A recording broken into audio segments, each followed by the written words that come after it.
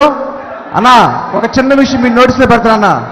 మీరేదో చెప్పారన్నా, తెనాలి నియోజకవర్గంలో మీరు ఏదైతే మంచి జరిగింది ధైర్యంగా చెప్పమన్నారో అదే తెనాలి నియోజకవర్గంలో ఇళ్ల పట్టా తీసుకొని చాలా సంతోషంతో, చాలా ఉత్సాహంతో, చాలా అంటే చాలా చెప్పలే ఆనందంతో చెప్పిందన్నా. కానీ అన్నా మీరు చెప్పారు కదన్నా, కాయలున్న చెట్టుకే రాళ్ళ దెబ్బలని. వైఎస్ఆర్ కాంగ్రెస్ పార్టీ కాయలున్న చెట్టు అన్న. ఆ వైఎస్ఆర్ కాంగ్రెస్ పార్టీ ఆ కాయలున్న చెట్టు మీద రాళ్ళ దెబ్బేసి తెలుసన్నా, ముళ్ళు చెట్టు. తెలుగుదేశం పార్టీ ఒక ముళ్ళు అన్న, వ్యసనంతో చేశారన్నా.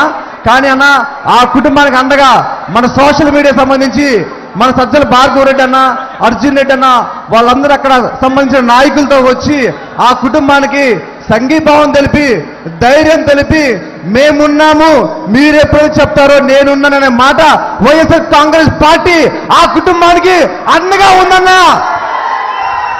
అన్నా ఒక్క నిమిషం అన్నా, ఒక్క నిమిషం అన్నా. వైఎస్ఆర్ కాంగ్రెస్ పార్టీ ఎస్సీసీలో చేస్తున్నామన్నా.